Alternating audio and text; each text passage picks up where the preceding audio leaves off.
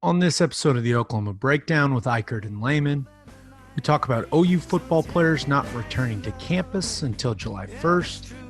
We discuss Iowa State's plan for fans in the stands in the fall and what that may mean for college football. We talk about why the TV networks are delaying the release of game times for early season matchups. We wet the beak and talk a little sports gambling, give you our winners and losers of the week, and finish with keeping it local with an update on casinos and a great story of an Oklahoman leaving his estate to a nonprofit. As always, we answer some of your Twitter questions. Please download and subscribe to the podcast, rate it 5 stars, and write us a good review. Follow the show on Twitter, Instagram, Facebook, and YouTube. Just search Oklahoma Breakdown on any of those, and you'll find us. All right. Our man Michael Hosty will kick this thing off. It's time for the Oklahoma Breakdown.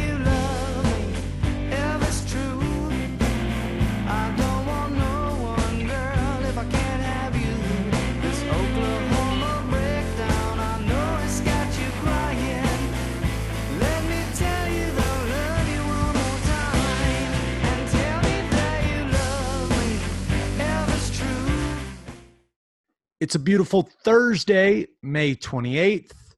Now we're recording this on Wednesday night, and a lot is happening in the college football world. And luckily for us, Ted, the University of Oklahoma is right in the middle of it. We've been talking about when teams are going to come back, when our players going to be back on campus. The SEC established June 8th. The Big 12 came out and said, hey, players can come back June 15th. The Pac-12 shocks everyone, and says that their players can come back June 15th. And to a lot of people's surprise, not our surprise, because we saw this coming, but OU's players will not be back until July 1st, Ted. I know you called it. I know you said you thought it may even be July 6th to get him in after the 4th of July holiday, but we knew this was going to be a conservative approach from the leadership at Oklahoma, and it's exactly what it is. Yeah, the whole thing is interesting. I would never have thought whenever this whole thing started that Oklahoma would be one of the last Power 5 schools to come in. Now, I haven't seen of anyone else saying that they're going to slow play it to come back. As far as what I've seen, what the conferences have issued, most teams are going to abide by that. So I never would have thought that Oklahoma would be one of maybe the last school to be back. I think a lot of OU fans are sharing similar feelings because it does feel like Oklahoma will be behind the 8 ball, right? That's the feeling now. Whether that'll translate to wins and losses in the fall, no, I don't think. But there's no doubt they're going to have less time than other big-time programs, right? These SEC schools, and we've talked about Tennessee being their opponent in week 2, they're going to be back June 8th. I mean, the likes of Clemson, Ohio State, they're going to be back June 8th. And Oklahoma is doing a different thing. I mean, they're being more cautious, or at least that's what they want us to believe. They've basically come out in a press release and said that they're bringing their guys back as late as they can because they want to be as safe as possible, right? This is what the medical professionals have told them. I also think there's probably a little bit of they don't trust 18 to 22-year-old guys to make the best decisions when they leave the facility. So maybe you get them on campus a little later. But it is interesting, but it's been the message that Lincoln Riley and Joe Castiglione and the leadership at OU have been sending this entire time. So it really shouldn't shock anyone. No, I don't think so. I mean, it doesn't shock me because of the statement I heard from Lincoln Riley right before we knew the SEC was going to vote. Now, had Lincoln Riley not made that statement, they And would be this, back earlier than July 1st. well, I mean, I don't know if that's the case or not, but that's the only reason I'm not shocked right now is because my shock happened whenever he made that You've statement. already been shocked. You Right. can't be shocked when you were already shocked. That's right. I've built up some immunity to it, I guess. So I don't know, man. I had that conversation not played out the way it did, would they be coming back with the rest of the Big 12? I don't know. I can't say one way or the other. But man, I'll tell you this. Does it matter? I don't know. I mean, obviously, you'd like to get as much practice time in as all of your opponents, right? Um, so there has to be something to it. In the grand scheme of things, are we going to be able to look at them in opening week and say, "Boy, it sure looks like they missed some time there in June in off-season workouts"? Are we going to be able to say that? I doubt it. But that really doesn't matter because if you lose a game, specifically the Tennessee game, right? Going up against an SEC team that, closed out the season pretty nicely, has had a really good offseason recruiting. That game all of a sudden looks maybe more difficult than people had You thought a you year ago. may not have that big of a home field advantage depending on what the stands look like. You're going to have a quarterback making his second start.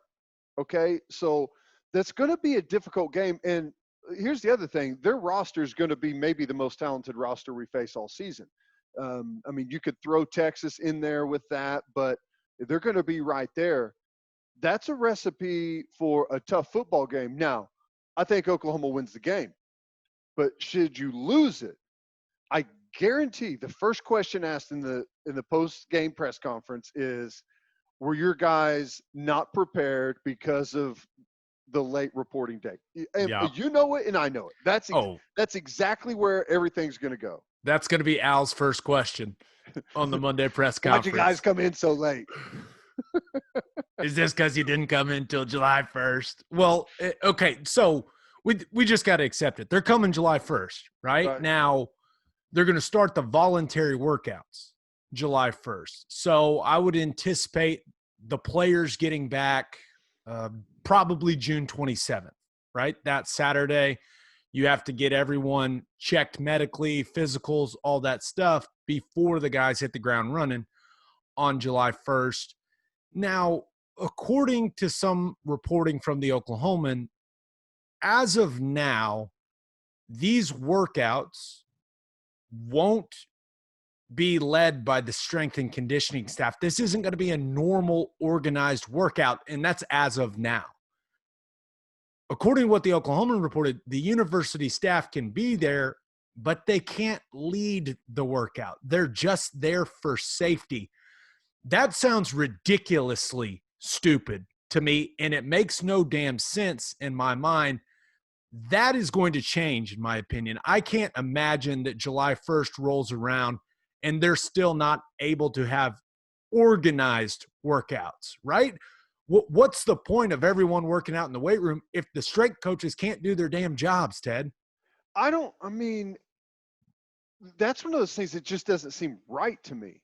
Why? I don't know why they would change the entire strength and conditioning structure. I mean, there's I could really understand no them reason like for not that. spotting them, and of course, Maybe smaller groups and yeah, stuff like and that, but why can they not lead the workout? I'm not sure about that. And yeah, it was. I I'm mean, wondering if it's what it's Barry Trammell wrote, and I assume yeah he talked to some important people at yeah OU. But when I read it, I was very confused. I was like, well, that doesn't make any sense at all. Then why even have the kids in the weight room? Now, of course, OU's got all kinds of equipment that these kids mhm. probably don't have access to at your local Gold's Gym or your high school workout facility, whatever. But it doesn't make any sense to go through all of this stuff to get your temperature checked and to be wearing a mask, and your strength coach can't take you through a workout. That doesn't make any sense at all. I No, mean, that would be idiotic for me. my only question is, I wonder if they're meaning, because typically whenever we're talking about unorganized activities, we're talking about 7-on-7, one-on-one drills, offensive, defensive line, going out there and doing stuff in unorganized workouts. And you usually have not the strength and conditioning staff, but the trainers out there. No one's leading the drills. It's only the players. And you've got people out there for safety. They've got Gatorade, water. They're there with their tape and all that stuff if the guys need it. Like, that's completely normal. So if that's like got mixed up and that's what they meant to say, that would make That sense. But why even bring the guys back if no one's going to?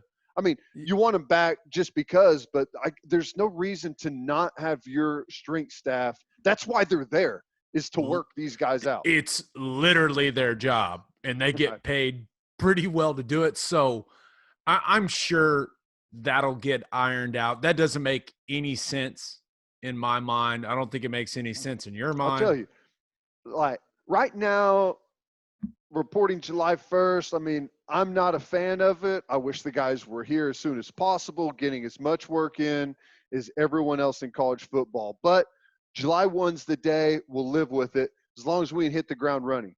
But if you're telling me that now we're going to be one of the last schools in Power 5 to report, and once we report, we're not even going to be doing any organized activities. We're just going to be there, and the guys are going to be doing bench press and bicep curls in the weight room.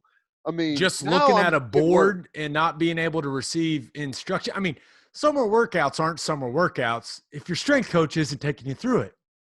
That's where the misery comes in. That's the whole thing. So I I'm just a little confused on the details of that. What I'm not confused on the details of is what Oklahoma put out in that press release, right? It's all about the safety of the guys. They say all individuals will wear masks provided by the athletics department. They're going to comply with social distancing, which is a phrase that I am so damn tired of saying, but you know what? It is what it is. Now, it sounds like the groups in the weight room are going to be 10 or fewer. That makes perfect sense to me. They've got those two different weight rooms to use. Both of them have kind of an indoor outdoor feel. You know, the dungeon we used to die in, Teddy, you know, they've got that garage door, and the new fancy facility there in the south end zone, that's got a big old garage door. So there'll be some airflow in there. I know that a lot of people are worried about that, but I I am worried about the small groups, and it's the smart thing to do. It is. But the thing about summer workouts is the energy and the camaraderie you have in that big group. Now your position group is in there, right? I mean, but you feed off the other guys, and if you're in a group of 6 guys, where the hell is the energy going to come from? I mean, how are you going to push yourself past your limits? And that's kind of what that period is all about, is finding out how far you think you can go physically and then kind of pushing yourself past that. I don't know if a group of 10 guys is going to be able to bring that energy to each other. I just don't know. You don't see that. Well, right, and that's kind of the problem with not having the strength and conditioning staff. I mean, typically in a workout, I mean, a lot of times, there's a leader, there's an energy guy, and that's fine. But the workout is usually only as good as the lowest common denominator, right? I mean, and if you don't, and that's where the strength coaches come in, and there's nobody that's able to drag. There's nobody that's able to walk in the door a little bit late, or to not quite get to the line on the sprints, or not quite get that time, not quite get those last couple of reps whenever you're doing a lift. That's where the strength and conditioning coaches come in. So whenever that's not going to be able to take place, you got small groups can really be drugged down by, just whoever brings the bad attitude in on a given day. And dude, it's going to happen every single day. Whenever there's 100 guys on a football team and you're going to have 10 or so different groups, there's going to be some guys that for whatever reason don't feel like doing it today. And usually that's where the strength and conditioning staff says, well, that's too bad. You're going to do it. And it's just going to be harder to police that. Guys have to police themselves. mean, we'll see how the leadership comes in, but man, that's another thing, Gabe, and you'll hear me and you and other That guys that that the is leadership where quality, man. that is where leaders, That's right. at least on the teams that I played on, if you weren't a guy that could get through summer workouts and show some leadership in those sessions, you weren't viewed as the leader on the team. You Right. you just weren't. You weren't. So with a football team that lost its best wide receiver, its quarterback, its best two players on defense, where's the leadership coming from if you don't have these big group workouts? How Guys do haven't you seen each other in 90 days. how do you develop that? And I know they're doing virtual meetings and everything, and I understand that, but how do you develop the leadership on your football team this way? It's just what it's supposed to just happen in August when they Yeah. get the green light for practice. It's going to be difficult. And Oklahoma is not the only team in this boat. I mean, there's teams across the country that lost veteran leaders, and they're Mhm. trying to figure out how are they going to replace those guys. But yeah, I just don't know, because those summer workouts where that was where leaders would really emerge for And some of that's the where teams I was on. yeah, and that's where the strength and conditioning staff comes in because it's 102, 3 degrees out there in the middle of July, and you're running sprints or you're in the stadium or you're doing whatever it is, and someone doesn't have it that day. A leader can step up and say, "Get your ass out of here. Not today. Not around this group. You're gone." And that's where the strength and conditioning staff has your back on that, right? And you can say those things, and the strength and conditioning staff will back you up. Well, if you don't have that and they're not there to kind of police it, you either guys won't do it, guys won't leave, guys won't, or they're just gonna straight up throw down fist right there on the field. I mean, you know how it goes. Round one, So fight. it's an interesting dynamic, man. Part of the reason I wish they were back sooner, if you want to tell me that we're coming back, but we're going to be back June 15th with like the rest of the Big 12, but we're not going to start workouts until July 1. I'd be okay with that because it gives you time to figure out exactly the best way to do it. I know they've got a plan now, but what happens if they get in there and they're a week in, Nothing 10 ever days goes in? wrong with plans. Yeah, I mean, you've got a very thin margin to work with. You get in there and it's just you're not getting the results that you want. It's just you're not getting the workouts that you want. There's no time to change anything, and you can't adapt at all.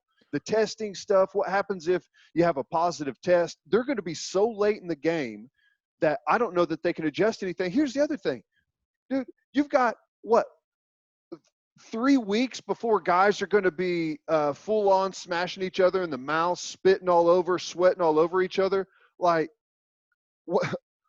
Why is this 3 weeks going to be the difference? And we got guys in masks and everything. I mean, I don't know. It's just it's really weird. You, I the know it's the not easy. one It's the weird. one interesting thing for me when it comes to this, and you mentioned 4th of July. Well, there's no way. It seems like these kids are going to get there July 1, and they're going to be there until school starts and the season kicks off. I can't imagine, if you're starting this late, that you're just not going 2 straight months and getting ready to play and just hoping that the guys do the right things off the field. I do you make them do things on weekends? I don't know, but Well, I mean, if you show up on July 1, that's a Wednesday.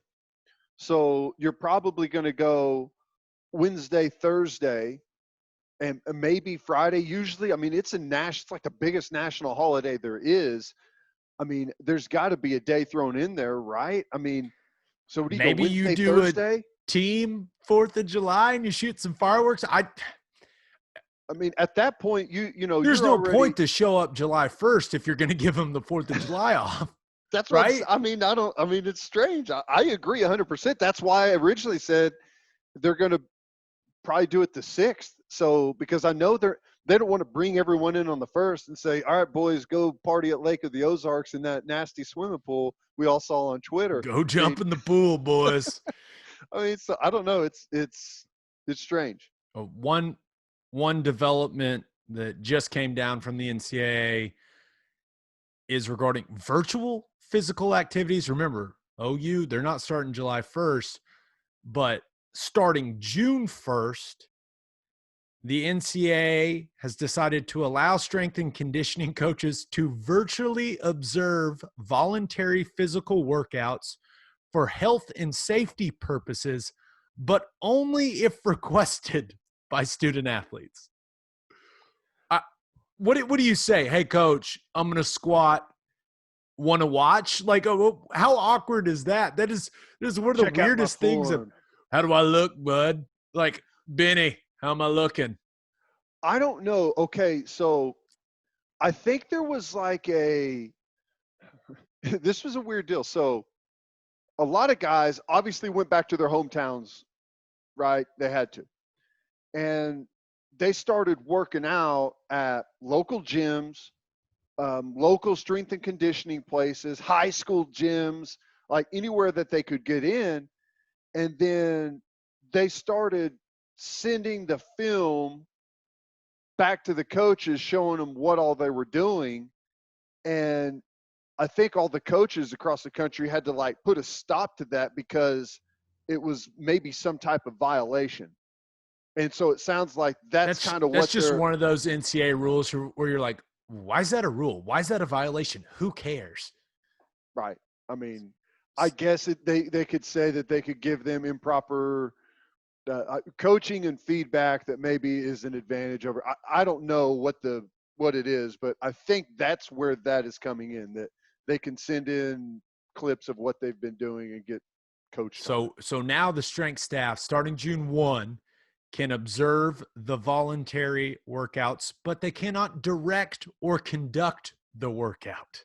I'd send in a video just to screw with my strength coach of me looking so horribly out of shape, so awful, falling all over the place, gut pushed out, hitting 135 like 7 or 8 times, just struggling. Oh, that'd be you'd have to do that. That's something that if some seniors that have been starting for 3 years don't do that to their strength coaches, just send them like squatting and chugging beers in between reps, I'll be very disappointed. Now, OU's coming back July 1st. So we'll see how it goes. We won't know if that was a good decision or a bad decision till we see how things work out, how the season starts. So it's going to be really interesting. But speaking of the season starting, I know a lot of people have been really curious to see how schools will decide what fans get to go to the games when the season rolls around. I think a lot of people are anticipating there being reduced capacity. I know that I've heard some OU fans talk about this. Is it going to be 25%? Is it going to be 50%? Well, Jamie Pollard, Iowa State's athletic director, he made their plan known to the public. And they are planning to have 50% capacity at Jack Trice Stadium. I think it holds about 61.5 or so. And they're planning on having 30,000 fans. And you would think that they would somehow sugarcoat it, right? Like, hey, right, there's going to be a lottery or we're randomly going to select. No. Jamie Pollard makes it very clear. This is a business. And here's Iowa State's plan for who the 30,000 people are going to be filling Jack Trice Stadium 50% full. Anyone who doesn't renew their season tickets and doesn't make their Cyclone Club donation by June 12th will not be allowed to attend games unless the seating capacity expands to a bigger percentage. If you don't renew your season tickets and you don't make your donation to the club, you're out. I kind of I kind of respect it because they're not beating around the bush, right, Ted? They're like, okay, this is what it is. Here you go. This is how you get to go to the game. Well, yes, I think it's fascinating that he he makes the plan statement now. I mean, just in time for everyone to make sure they get that donation in, right, and secure those season tickets so they can make it to the games. I mean, I guess it's about all you can do, and it works for Iowa State. But let's just and let me just say right off, I think we're going to have. I don't think we're going to have limited capacity. I think whenever we kick this thing off September 1, OU is going to have a rocking house full to the brim of people. But let's say that the 50% thing works. Well, in Oklahoma's case, Oklahoma has about 60,000 plus season ticket holders. So if you're talking about 50%, you're talking about somewhere in the neighborhood of 18,000 season ticket holders that aren't going to be able to attend the game. Uh-oh. Now you're in a little predicament as to how you pick and choose who's going to make it in. And I've got just a guess. It's going to have to do with that donation amount with who gets in and who doesn't. That would be my guess. I think that's a pretty solid guess. Now, in Iowa State's situation, right now they've got 22,000 season ticket holders that have renewed and made their donation. So You want to bet they hit that 50% mark? he's gonna get. I assume he's gonna get 8,000 more people, and they're gonna be able to have that 50% capacity. But I did think it was really interesting because this is the first one of these plans I've seen where they just straight up lay it out for you. Hey, if you don't renew, you don't donate to the club, you don't get tickets. You can't come to the game. They're also not planning on selling single game tickets at Iowa State. So there's no ticket packages. It's season tickets, and that's it. Yeah. And they do have some things that make a lot of sense when they announce their plan there in Ames. If someone doesn't renew their season tickets this season, they still get first rights for the same seats for the 2021 season. And I thought this was a smart thing to do as well. Anybody that renews but then decides they aren't comfortable going to the games can get a refund or defer that purchase to the 2021 season. So they can, I guess, ask for their money back, but I assume most people would want to defer. But I just was really curious as I was reading through it if this was going to be the approach that a lot of college football teams take, because Jamie Pollard's been kind of ahead of the game on this entire thing. Remember, they had rehabbing athletes back on campus in Ames in April. Yeah. So he's been very proactive, and I think he's kind of setting the bar here for how tickets are going to be handled and, frankly, what fans are going to get to come and what fans are not. Yeah, it's going to be interesting as, you know, I'm sure most universities, even if they haven't gone public with it, probably are thinking something along the same lines. If we're talking about a season with only a percentage of your stadium's capacity going to be allowed in the gate. And the word's going to get out pretty quickly. If you want to watch your school, you're going to have to scoop up some of those season tickets. And I think it's going to be a good opportunity for some of these universities to sell those season tickets. Now we'll see what happens as things change, as we get closer to September there, and you know, we'll have a better feeling of what the virus looks like, and are we going to be able to open up? And I'll tell you, there is a silver lining, Gabe, and I'm always looking for a silver lining. It looks like Oklahoma State will have a sellout at a game other than Oklahoma if they're only going 50% capacity. That's Wow. impressive. What do you think? Right? Hey, you said silver lining. That's certainly going to make our listeners in Stillwater and the Tulsa area very happy that you just randomly worked in an Oklahoma State Boone Pickens Stadium shot for no I do what reason. I Hey, can. I respect it. I I do respect what it. I can. You think Kansas will get a sellout? It's going No, to be set. Kansas is going to. They're going to say we're going to be really proactive and safe. 80 only 15% capacity this year. We're going to allow through the gates. all I'm saying is if you want to go to the games in the fall, with how things stand right now, with all the mystery still surrounding the coronavirus and how it spreads, if you want to go to the games, you better renew your season tickets and you better make your donation, because I think, like just like Iowa State, that is going to be commonplace across the country now. Everything can get adjusted if seating capacity expands. There's no doubt. Maybe they go 75%. Hopefully it's 100%. But it's just something to think about. If you're a fan that wants to be in the stands for your team in the fall, it is what it is. This is still a business, right? Yeah, yeah. I don't know, man. I think it's fascinating. I think it's fascinating. I just the logistics around all of it is insane. Like I said, Oklahoma, 60 some thousand season ticket holders. That's well above 50% capacity. How do you pick and choose? How do you figure out a seat chart? I mean, you're going to have to just kiss your old seats goodbye, and there's going to be some randomized seat chart thrown out There's there. got to be like an algorithm there. I assume there's a company that can do all that for a rather steep fee. Yeah.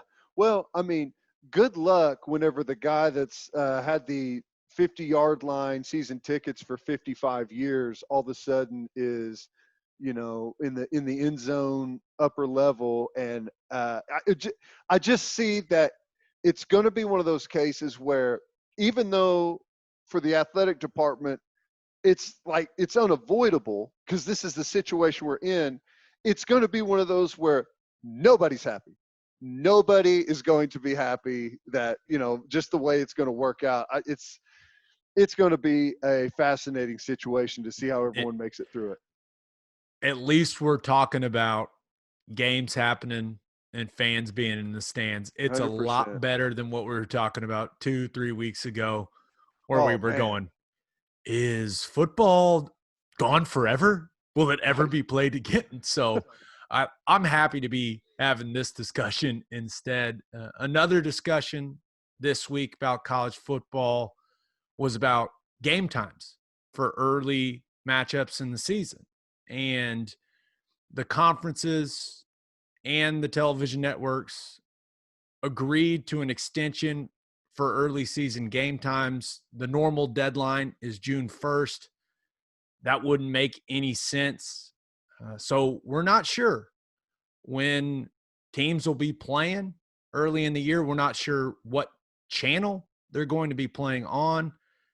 It doesn't seem like that big of a deal right now, Teddy, but that is going to be a really interesting puzzle that the TV networks and the conferences are going to have to piece together, because this isn't just a college football issue.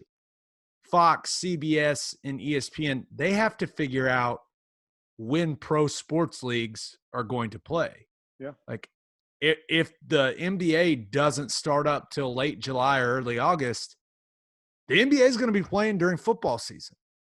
And are you going to choose an NBA Finals game or an early season game between a Power 5 team and an FCS opponent?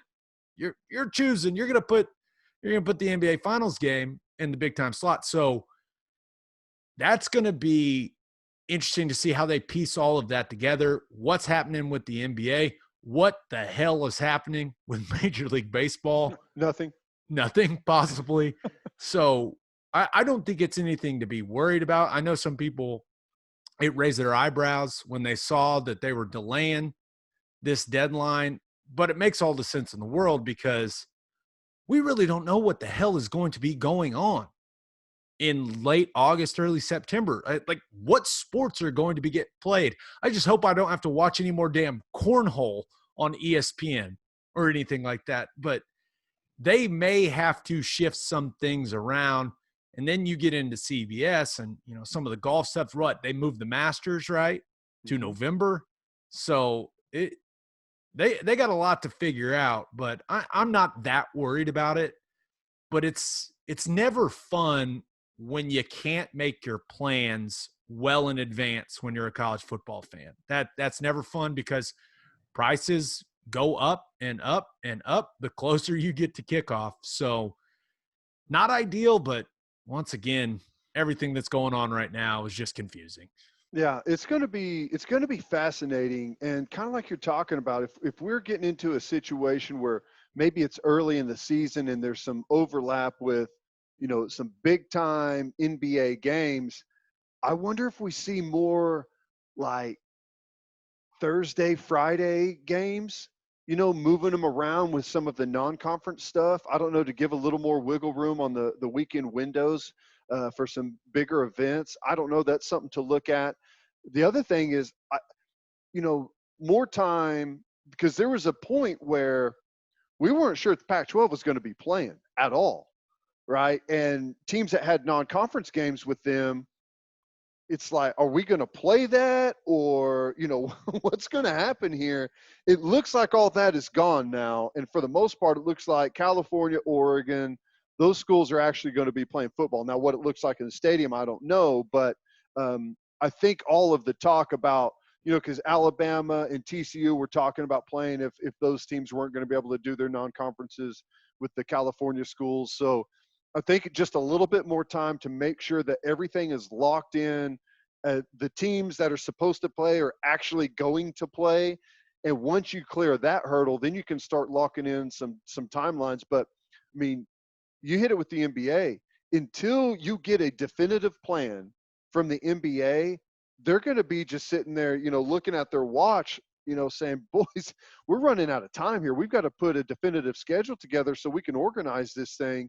I mean, it's not easy to figure out how you're going to truck all that equipment all across the country and all the logistics that are involved. So, I mean, right now it's not one of those things where we got to hit the deadline, but you start getting to the front part of July and things have And to start happening. and you gotta remember the money that these TV networks have paid for these games.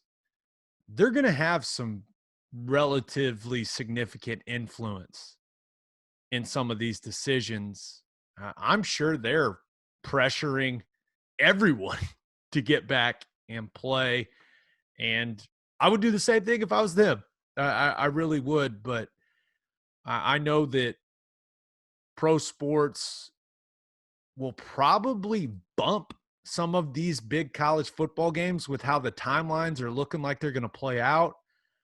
I just hope that college football's biggest games and the games that people want to see still get the big stage. I hope they don't get overshadowed, but just everyone mentally prepare for a lot of 11 a.m. games. Yeah. Well, yeah, maybe 9 a.m. games. Who knows with all the sports that are going to be happening. And I don't really want to veer into a whole different topic, but it's just a question I've been wondering about. You know, Major League Baseball, NBA, NFL, the way they're collectively bargained is there's a big piece of pie that's the league revenue, right? And the way it works is whenever they negotiate, the players get X percentage of that pie. And that's how you set the salary cap, right? Is the percentage of whatever that prior season's revenue was. That's why we saw the NBA's salaries explode, because they had a set percentage of the revenue, and the revenue just ballooned with all of the television deals and all of that. So these players' salaries just skyrocketed. What's going to happen now? Because I don't see a case in where NBA this season or next, Major League Baseball this season for sure, and next season. I mean, the revenue in all these leagues is going to be way down. What is that going to do for salary caps and player salaries moving forward? It's Well, going to put teams in a tough spot trying to figure out how to negotiate that, right? if you've got the best situation would be being a team that has a bunch of guys whose contracts are about to expire. Old vets on big money deals. And that would be the best position to be in, because all indications point to the salary caps dropping, which is not normally what you see. I mean, these leagues are very focused on growth, right? So each year, that's why you see the reports on Twitter, right? Hey, the salary cap has gone up X amount of dollars, and everyone celebrates because the guys are going to get more money, and it's fun. But there ain't going to be any of those tweets No, next time around. it's It's gonna just be not. ugly.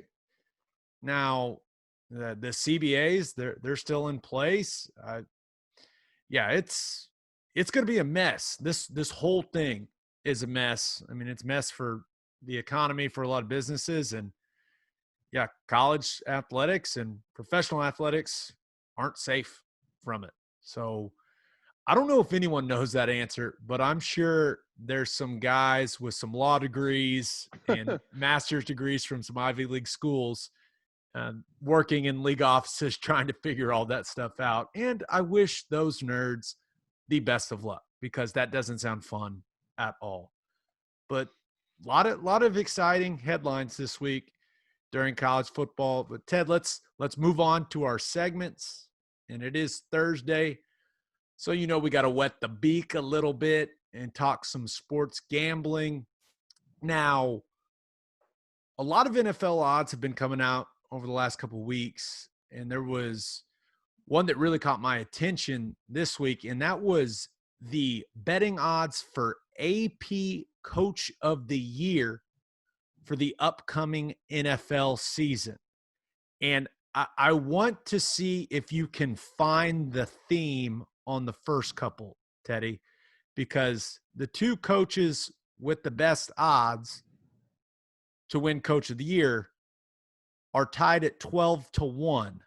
One of them's name is Bill Belichick. The other's name is Bruce Arians. Do you see any correlation between those two human beings? I think that's fascinating. Now, I definitely see the correlation. Obviously, Tom has left New England and gone to Tampa Bay, where Coach Arians is at the helm there. But all right, let's say New England goes and makes it to a Super Bowl or wins a Super Bowl. Bill Belichick did it without Tom Brady. Wow, what a coach. Okay, deserving.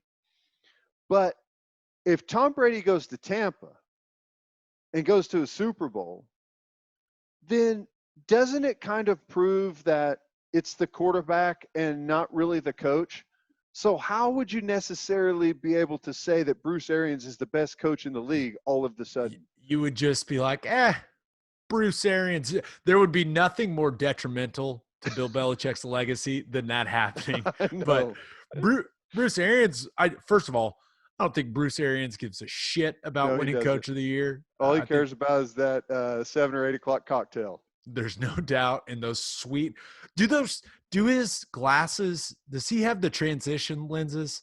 I feel like sometimes they're clear, sometimes they're tinted. I don't know. It's good look. It works for him along with that hat. It may just – I don't know if they're the transitions. Maybe it just has to do with how many of those cocktails he had the night before. A few more cocktails. That. I can relate. The lenses get a little darker. Yeah, but if Tom Brady goes to Tampa and just crushes it, yeah, Bruce Arians, I think he'll be right there in the mix. You would assume he won't win because everyone will be like, oh, it's Tom Brady. But he is tied for the best odds at 12-1 with Belichick. Now, the second best odds, the man third on the list, Mike McCarthy at 14-1. And Dallas has a ton of talent. There's no doubt. You got all that talent on defense. You got pass rushers. And you got some young stud linebackers. You've got Dak. You've got Zeke. You've got Amari Cooper. And now CeeDee Lamb and Michael Gallup. That's a ton of talent and a ton of pressure. But I kind of like Mike McCarthy at 14-1. I know that those aren't great odds, but they can be really damn good. They really can if they put it all together. I feel like we've been saying that for the last several years, right? But maybe Mike McCarthy, maybe that change, maybe that different voice gets the Cowboys to the next level. Maybe they turn into a dominant team in the NFC. I don't know, but I was really interested to see him at 14-1 right behind Arians and Belichick. Here's what I think is interesting. And I agree with you that Dallas is loaded and looks like there's a chance that they could make a run. I mean, they've been close. They just can't get over the hump.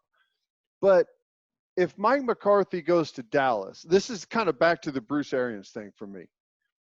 If Mike McCarthy goes to Dallas and all of a sudden goes on some special run, I have a hard time saying that, wow, what a job the coach did whenever he just had Aaron Rodgers, who's been the best quarterback in the NFL for the last like 8 years.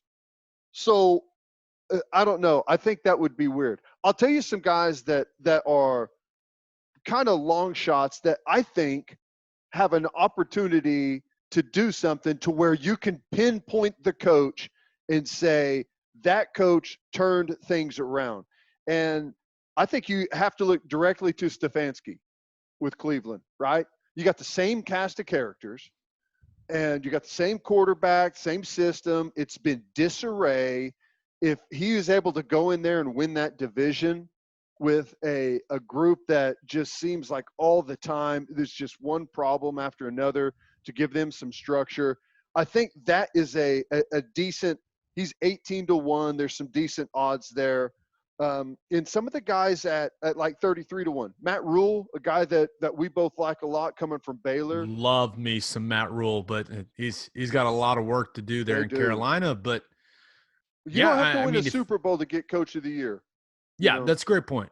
That is a great point. You just engineer a turnaround, and that's what Matt Rule is there to do. I don't know about in year one with some of the moves they've made, but yeah, he still has Christian McCaffrey, so they got a chance, right? That guy can do it all. Right. What about Zach Taylor, Cincy? Well, I mean, they can't be much worse. You've got awful. you would assume that Joe Burrow is going to have some growing pains, but you got Joe Mixon, AJ Green as of now, and they could be good offensively and surprise a lot of people and win a lot of games. Now, I wouldn't anticipate them making any noise or even getting to the playoffs, but if you go from what they were last year, they had the first pick in the draft for a reason, Ted. That's right. It's because they were awful. If they have Burrow that looks anything like he did his final year at the LSU, best quarterback these eyes have ever seen, they could be – I mean, it doesn't take a whole lot for all of a sudden the AFC North to fall apart. Ben Roethlisberger is 75 years old and held together by athletic tape, okay? The Cleveland Browns are the Cleveland Browns. It's been one disaster after another with them since basically the early 90s. Lamar Jackson, the Baltimore Ravens, that's the one that you really have to look at. But here's what I'll say to that. Lamar Jackson is not the first quarterback in this league that runs around and makes plays, right? And sooner or later, every single one of that style of player has come up with some type of injury that has really hurt them. ACLs, you go back to RG3. I mean, there's been a lot of stuff with these guys. So it's not that hard to think of an early season injury to Lamar Jackson can throw Baltimore really off their game. So I don't know. No chance. I would never pick Cincinnati to win the AFC North. I'm not saying that. But what I'm saying is, for some deep odds type of guys that could maybe turn something around big time and possibly get some votes, that'd be a couple of the guys. And I know he doesn't have the best reputation with the league, but Sean Payton at 30-1. Yeah, I still think comeback story, had the virus. I still think the Saints are going to be be damn good. I truly believe that. They got a lot of weapons. So I'm going to keep my eye on that 30-1 for Sean Payton. Now, Ted, let's move to a fictitious sports gambling line. I'm not even going to set a line on it. I just think it's hilarious. So ESPN is going to have a Peloton ride for charity on Saturday. They've got men and women doing it. I want to take a look at the men's division. Here's the names participating. Mike Golick Jr., love that guy. Matt Grievers.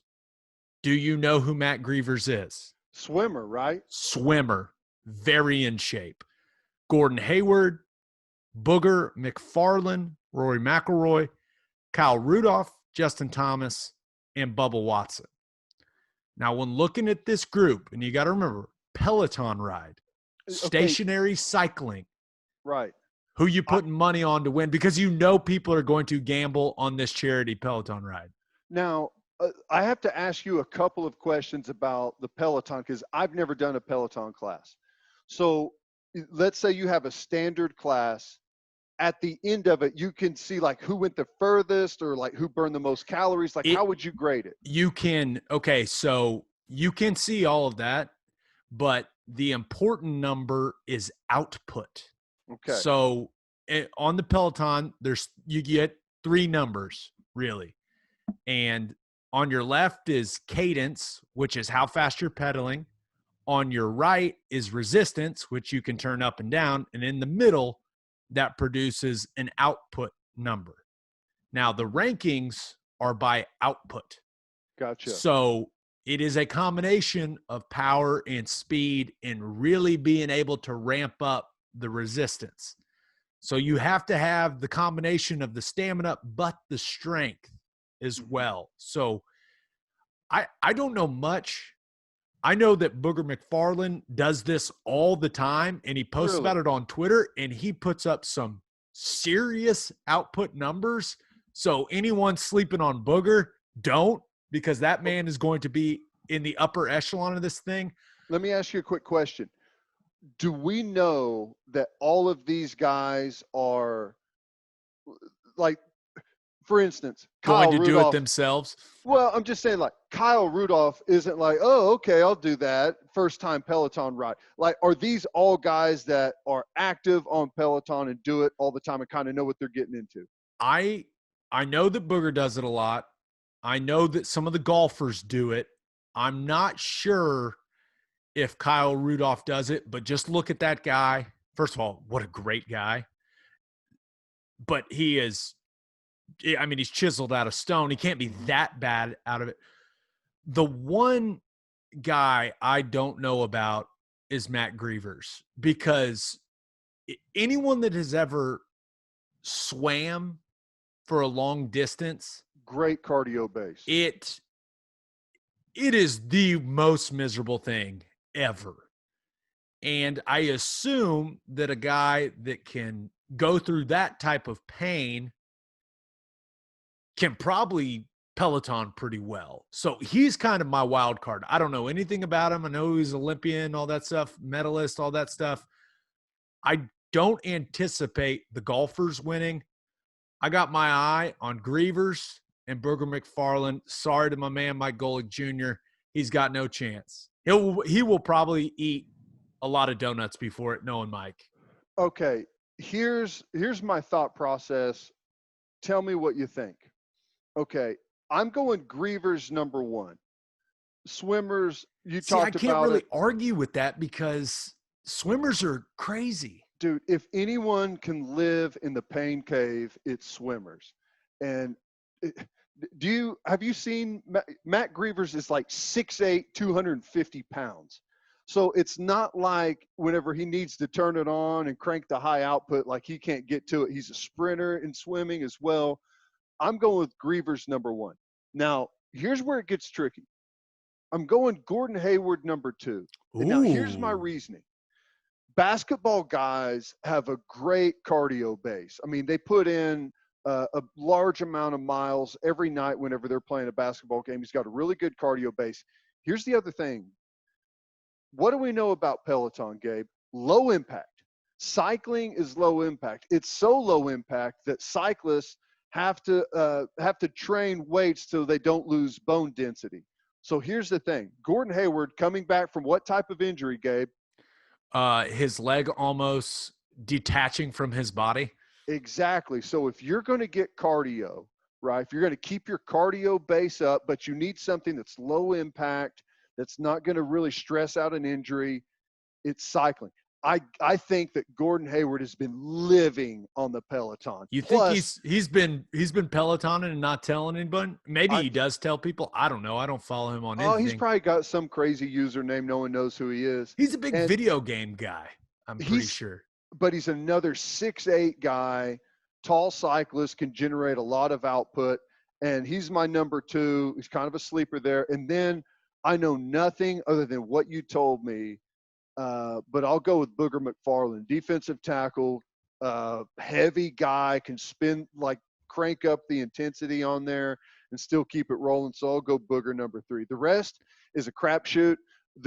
I'll say Justin Thomas, Bubba Watson, and Rory McElroy finished dead last.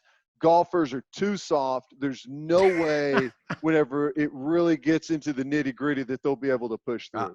I think Bubba Watson is essentially a lock to finish last. I know Justin Thomas isn't the biggest kind of guy, but he's competitive, and I know he does some Pelotoning. So I think him and Rory, that'll be fun to see who wins between them. The problem, though, two. is those three guys are going up against gigantic individuals. Like, yes. These guys are huge. Mike Golick is huge. Let me go. I'm going to go Grievers to win. Smart. McFarland to place. Rudolph to show. See, Kyle Rudolph. He's another big dude. He what's he, a 6'6", 255, yeah. 260 guy? I mean, it just looks great. So I'm definitely going to take a look at this on Saturday. Once again, I think we're all starving for live sports. Does he have the cardio base? That's the thing. I know Gordon Hayward has the cardio base. Well, what happens if Gordon Hayward hadn't been doing anything but playing video games and playing with his daughters? Still one of the best videos ever. I think it was like his third kid's gender reveal. Daddy's always happy. Just an all-time video. There's a lot of guys that only have daughters out there that can relate to that one. I'm not one of those. But all right, Ted, let's move on. Since Thursday, we got winners and losers of the week. Like our man Toby Keith says, we got winners. We got losers. Who you got as your winner of the week? I'm going with the strength and conditioning coaches. I was just thinking about this going through the rundown. You know, strength coaches, of all the guys on staff, they spend 90% of the time with the players. That's who the players are with the most. A little bit with your coaches, a lot with the strength and conditioning staff. And usually the strength and conditioning staff through winter, spring, and summer, their day starts at like 3:30 in the morning, and they grind all the way around the clock until all the groups are done, all the 7-on-7 stuff is done, and then they go home, crash, wake up, and start all over again. Drink 17 Sparks and do it all over again. It's an absolute grind. And hey, those guys are kind of on chill mode right now. It's a laid back, extended vacation for those guys. They got a little bit of time. Now it looks like even in summer workouts, it's not going to be as brutal for them putting on the workouts and everything. So I got to say the winners right now, strength and conditioning staff.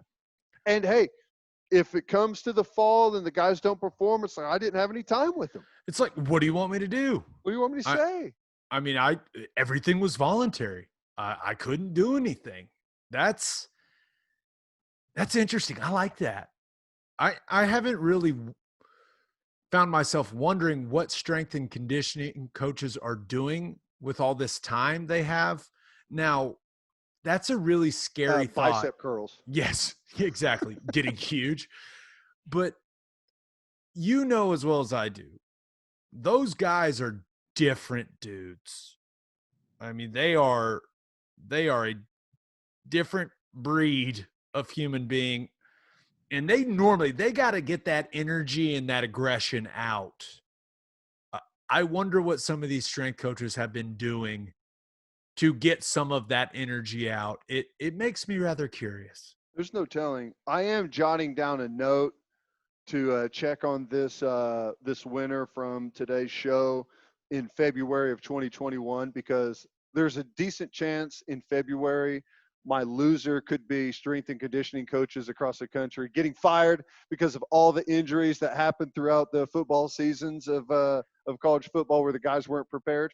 So we'll have to check back on that. We'll have our research department remember to check in on that February of next year. Ted, who you got as your loser of the week?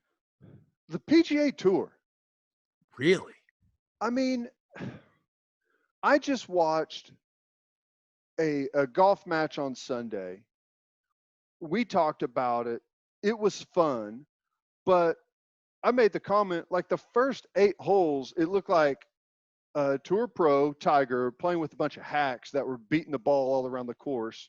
Tiger's climbing under branches and in the wet bushes looking for Peyton's ball.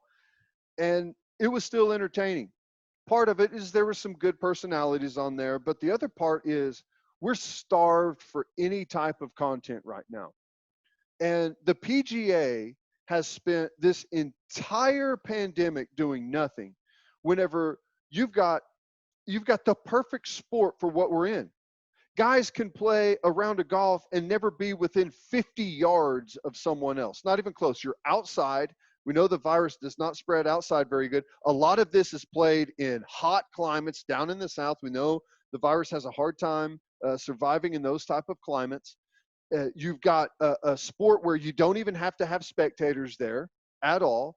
I mean, it's set up beautifully for this, and they spent the whole time doing nothing. Here's the other point. Like, why is it so hard for the NBA, the Major League Baseball, all these organizations to get it together? Is because their players are collectively bargained and they're in a union. Golf isn't like that. You got all independent contractors. If a guy doesn't want to show up and play in a tournament, he doesn't show up and play in a tournament. I mean, it's the easiest thing ever, and they missed. I mean, they would have had more people in front of the TV watching golf that have never watched golf before in their lives and getting more crossover into their sport than ever, and they completely wasted all of that time. They missed a big opportunity to grow the game. I think it's in a game that's struggling. And I think more people are going to be golfers because of the coronavirus. I think there's a lot of people that have picked up Doing golf stuff outside, yeah, during this whole thing, but I completely agree. Why did haven't they say we, that's the most people that have ever watched a golf broadcast ever on cable? Yeah, on cable ever. So people are starving for live sports, and you're right. Golf makes the most sense. Like, you talk about a sport that has very little risk. Now, you take away the caddies, obviously, you could still test everyone. You could even have mini tournaments if guys are afraid of the travel, something like that, where you just say, hey, every guy that lives in Florida, drive and come play in this tournament. Here's the purse. Absolutely. It's sponsored by whoever. You have I don't know how that falling hasn't over themselves happened. for those type of ratings. I know. I mean, it's fascinating to me. I don't understand Like, it at all. how have we not seen Brooks Koepka and Justin Thomas play around a golf together, or Ricky Fowler? And would just have the just like 10 guys. Yes, it's the easiest thing in the world. Just take the most popular, and I don't know who has the biggest social media presence in the golf world, but take all the top 20 guys, put them in a tournament.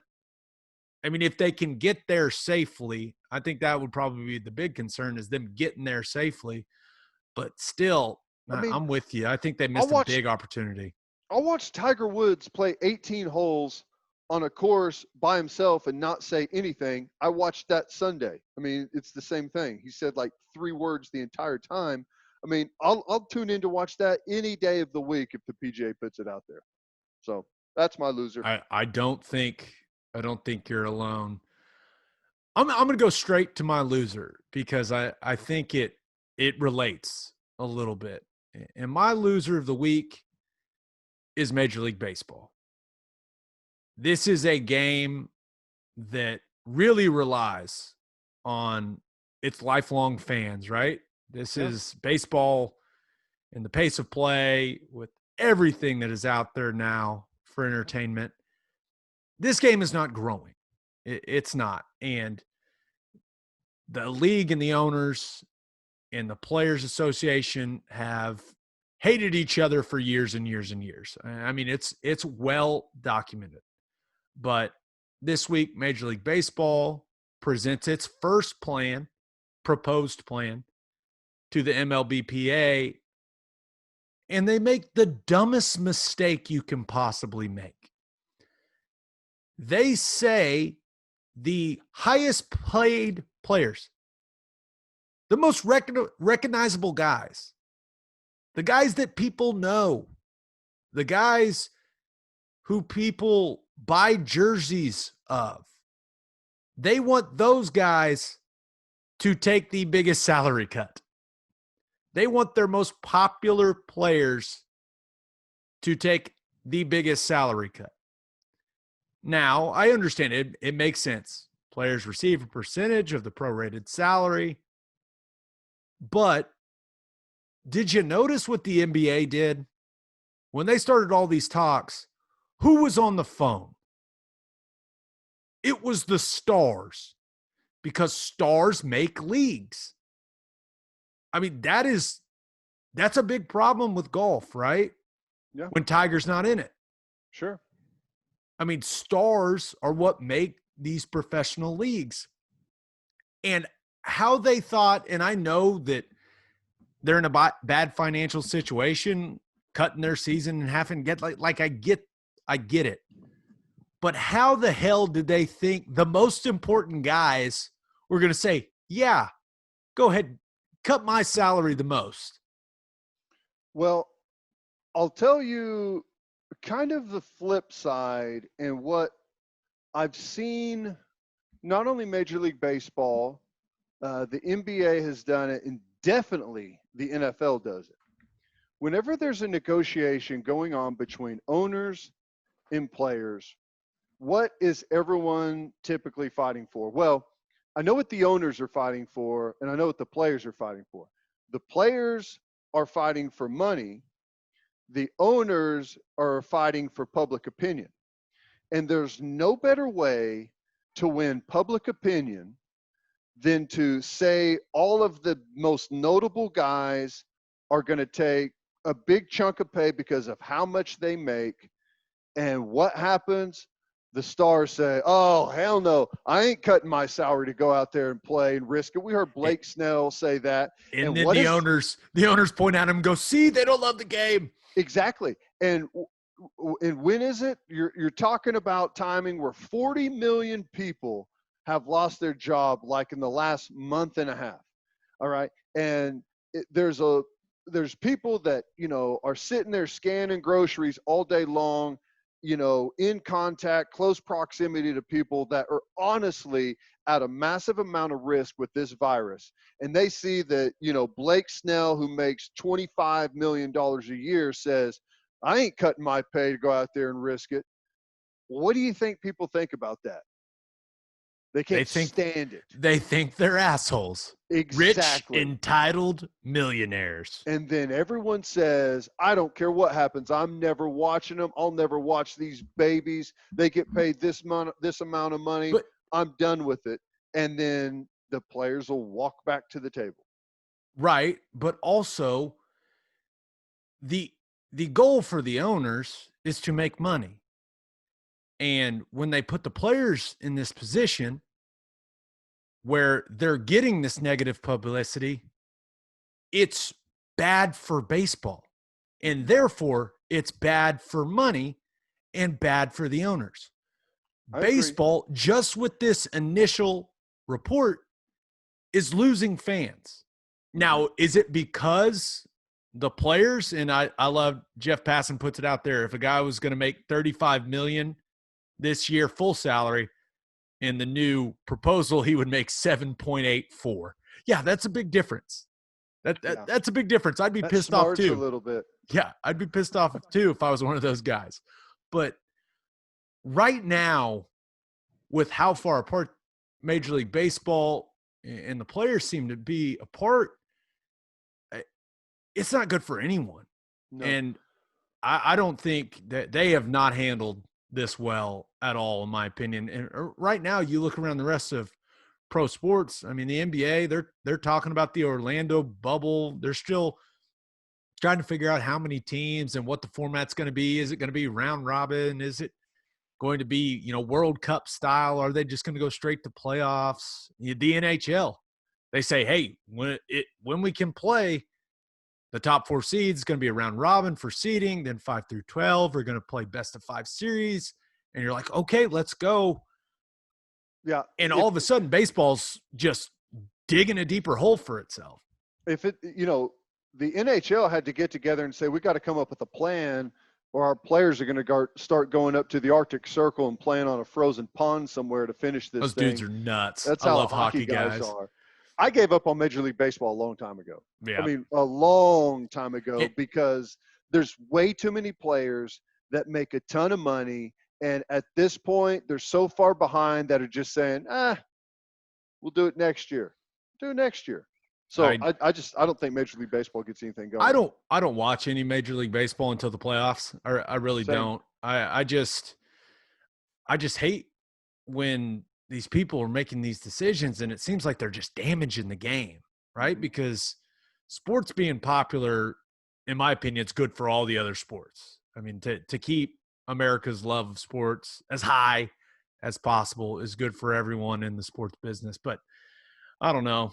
I'm not going to lose sleep over there being no Major League Baseball this season, but I do know some people that really, really love it. And it's just unfortunate that they seem to be really far apart right now. Now, Ted, my winner of the week, college athletes. Now, there's a chart that made its way around the social media platforms. And basically what happened was Axios Sports requested earning estimates from Opendoors, which is a company that is geared to helping athletes build their brand. They recommended those estimates from Opendoors for a sample of 12 college athletes. Now, one of those college athletes, and it was just, it seems like it was kind of a random 12. One of them was Sam Ehlinger, quarterback from Texas, who 3-year starter, going to be a 4-year starter, very well-known school, big city in Austin. And he has a combined 197,000 followers on Instagram and Twitter. They ran it through their algorithm or whatever the hell they used. They said that they were relying on, their experience and the data that they've collected doing this for years and years. And they came up with a figure for Sam Ehlinger's potential earnings this season if the name, image, and likeness stuff was in place right now. That number was $962,000, just south of $1 million for Ehlinger. Crazy. And there's quarterbacks that have a lot more followers on Instagram and Twitter than him, and there's quarterbacks that are better players than him. Now, UT and Austin, that factors in, and the factors were school, social presence, and success/name recognition. But I saw that and went, my God, these kids are all going to be rich. Good for college athletes. That's a big time number, Ted. That's crazy. And, that's one of the things with social media. I think it's going to be the ultimate demise of our society on one hand. On the other hand, there's never been a quicker, easier way for famous people to make money. Oh, I got a tweet that I used Clorox bleach washing my underwear this weekend, and I get $7,000. Done. Line them up, and I'll knock them out left and right. You For know what I'm saying? sure. I mean, it's the easiest income ever. I mean, you're not going and sitting down somewhere and signing 2 hours worth of autographs and taking pictures and all that stuff. You're sending a tweet that takes no more than 30 seconds to put together. That's fantastic. I love that for those guys. So, Yeah. I mean, we'll see. I mean, if that's honestly true, then boy, we're going to see a lot of Twitter fire up, Instagram fire up from college athletes across the country. Yeah. And you think of a guy at Oklahoma like Spencer Rattler, who has significantly more followers than Ellinger. If he ends up winning the job and playing well, that kid's going to be raking in some cash. One interesting name that was on the list from Open Doors in Axios Sports, Cade Cunningham, #1 recruit in the country, going to be playing basketball in Stillwater for Mike Boynton and the Cowboys next season. I was a little surprised by his earnings prediction. Frankly, I think it's wrong because he came in at $32,000 with a guy that has his potential and could possibly be a top 5 pick in the draft after 1 year. Mm-hmm. I think a lot of people are going to want to get in on the front end of Cade Cunningham's career. I can't imagine if the name, image, and likeness stuff were in place next basketball season, that guy would only rake in $32,000 of endorsements. That's really hard for me to believe. Well, I mean, I think it's a name that a lot of people probably aren't very familiar with right now. But, you know, I look back to when Zion Williamson was at Duke. You know, people that follow sports knew who Zion was. I remember watching his high school tape and just thinking like, oh my God, I cannot believe this athlete. It's insane. But when he went to Duke, you know, you started off the season and a lot of people knew who Zion Williamson was. But by the time he blew out his shoe and all of those different things that happened down the stretch in that season, can you imagine how much people would have been paying for him to send out a tweet or something? I mean, if from the beginning of the season to the end of the season, it would have grown exponentially. Yeah, I think someone, I can't remember who did it, but they estimated just from endorsements, he would have made somewhere in the range of like $4 million just for that season at Duke. And I think it probably could have been even more than that. I mean, the guy was, he was headlining SportsCenter every time he played. I mean, well, there was a worthy dunk every single time. It was insane. I think the one thing to watch, though, is as these numbers start to make the rounds and people start to see them and see what their value is, we're going to see a bunch of guys all over Twitter, Instagram, all the time trying to increase that followers number. And I mean, it's not a bad thing. Those guys are more than welcome to do that. But, you know, you just hope that it doesn't become a distraction. Right. You know? And because if that's your only source of income, that's where you're going to spend all of your time. You got to remind guys that people will only want to pay you if you play well. That's right. Even if you have a lot of followers, people aren't going to want to pay the guy that's shitty at football, even if he has a lot of followers. Now, I could be wrong, Rarely. but that usually is not how it works. Okay, let's finish this thing up with highlighting what's going on in the great state of Oklahoma. We call this segment Keeping It Local. And all is right in the state of Oklahoma, Ted, because yesterday, Chickasaw Nation casinos reopened. That's right. Riverwind, Newcastle, WinStar. I know that we've got a lot of people in Dallas that listen to that, and now that WinStar's open, they're going to be making that drive. But there's some limitations on it. 25% capacity of what they normally do. You got to let them take your temperature before you go in. You got to wear a mask. Now, Lincoln Riley found out that maybe Oklahomans don't like wearing masks that much this week with a little Twitter spat, but they've taken some precautions. They've removed every other chair at slots, bars, and restaurants. Unfortunately, no table games or poker rooms, and they actually close now, 4 a.m. to 8 a.m. for That's usually my hot spot. clean. That's when you're rolling in about 4:15. No, I like it, man. I like whenever, we see more and more things open up. Think they're doing it smart, just kind of dipping their toe in the water here instead of saying, she's open, boys, come on in. They're gonna take it easy early on, see how things go, see how things progress, and sure you'll see more and more of those restrictions lifted. I think that's a good sign. I've heard the machines are hot right now, Gabe. You would assume that those machines are real hot because they want people to come back. That's right.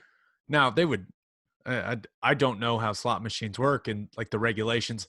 I'm not sure they can do anything like that, but I'm sure if they would, or if they could, they would. They would. I would.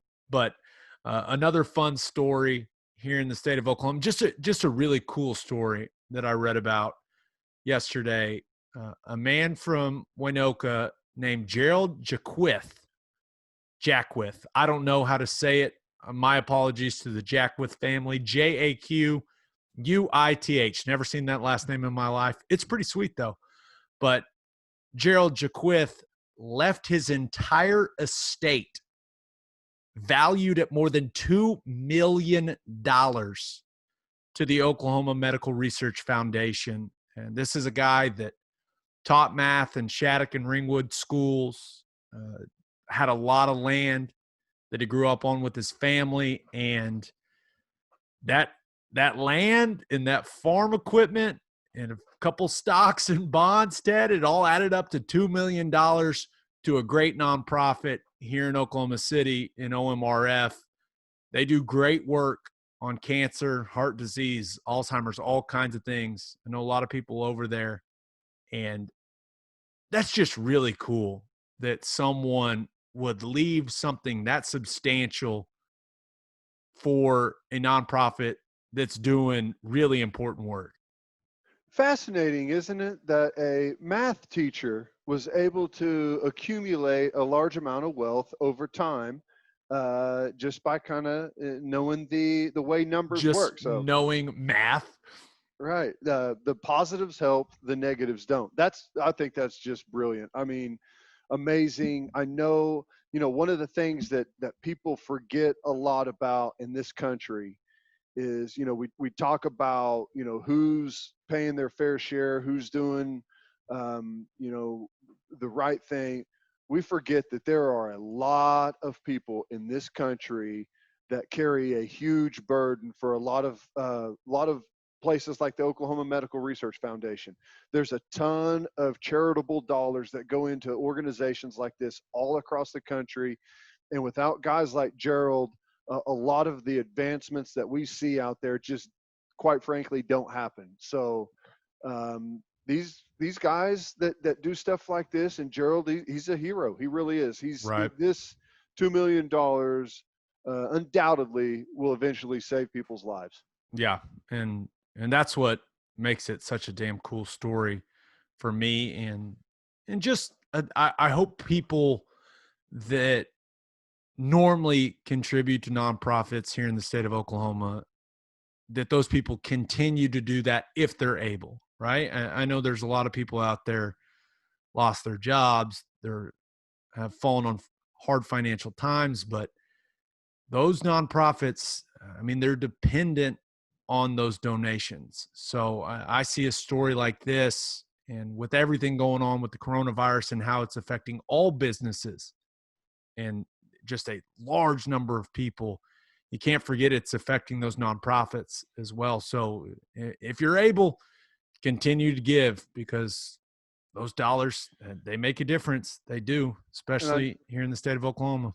I know you saw that Alzheimer's research in there. You've only had about 700 undiagnosed concussions. Yeah, great. Football, no, this isn't motivated. This isn't selfish at all. Please give them money. Help. Let's finish up with a couple Twitter questions, Ted.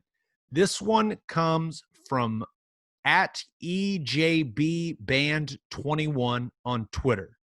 He slid into the show Twitter's DMs and said, "What's the best steak you've had in Oklahoma? Keep up the great stuff." Look at that. He thinks we're doing great stuff. Best steak you've had in Oklahoma. Man, that is so hard because I feel like if you give an answer to this question, you're dropping a deuce on another really, really good restaurant. Okay, well then give your top 2 or 3. Then can you narrow it to 2 or 3? I love Mahogany Downtown. So good. Love Mahogany Downtown. Very good. I like the Ranch. I think it's fantastic. I'm stoked. I haven't been to the one that just opened in Norman. They had bad timing. They were just about to open the doors when all this stuff happened. So I still need to try the one in Norman, but the Ranch up north is fantastic. For my third, dude, you got to go with Cattleman's. You just have to. See, I feel like that's in the stockyards. I feel like that's a pretty consensus 3 around the Oklahoma City metro area, right? I think you can't go wrong with any of those. I'm probably going to the Ranch first, and it's simple for me. It's closer to my house than Mahogany is. I'll tell you. That's it. That's why I'm going there over Mahogany, but those are definitely my top 2. Cattleman's, it's about the atmosphere there, right? The ambiance and just, having that feeling, being at Cattleman's, walking out, smelling like Cattleman's. So those are literally my top 3 as well. I'll tell you, I really like Red Prime. It's been a while since I've been. Really good. And a new one that I really like is Broadway 10. That place is fantastic. See, now you're speaking my language. Now, big Broadway 10 guy. If I had to choose, like, I can only go to one, this is your last meal, whatever, I'd probably go with Cattleman's. Really? Yep, I think so. That's fair. I would assume that would be a popular pick amongst the listeners, because you do get that nostalgic feeling, and you talk about a place feeling local. My goodness. That's right. I mean, exactly. You walk across the street, pick up a pair of boots before you go to dinner. It's a way to do it. Man, that's tough. I still think I'd go with the Ranch, and it's simple for me. It's the closest one to my house. Hey, I will say this though. I think there are more places in Oklahoma City right now to get a fantastic steak than ever before. These are some of the well-known chains, but there are a dozen of smaller venues that are fantastic. The weird thing about steak in Oklahoma is it just me, or is it better than everywhere else you get steak? Are the cows different? Is it just because this is where I live and I have like that bias? Because when I go eat steak at other places, like, it's good, but I will always say something like, well, so-and-so in Oklahoma City, it's better. I mean, this is good, but, the Ranch or Mahogany or Cattleman's, it's just better. It just is. And maybe that's just a me thing, but I doubt it. I think Oklahoma's got the best steak on the planet. I agree with that. There does seem to be something at least regional. Oklahoma and Texas, the steak is usually really good. I like Las Vegas, Arizona is usually pretty good. But when you get to the coast, it seems to be a little bit different. Don't know why that is, but they don't got good cows on the coast, Ted. I think so. That's just how it works.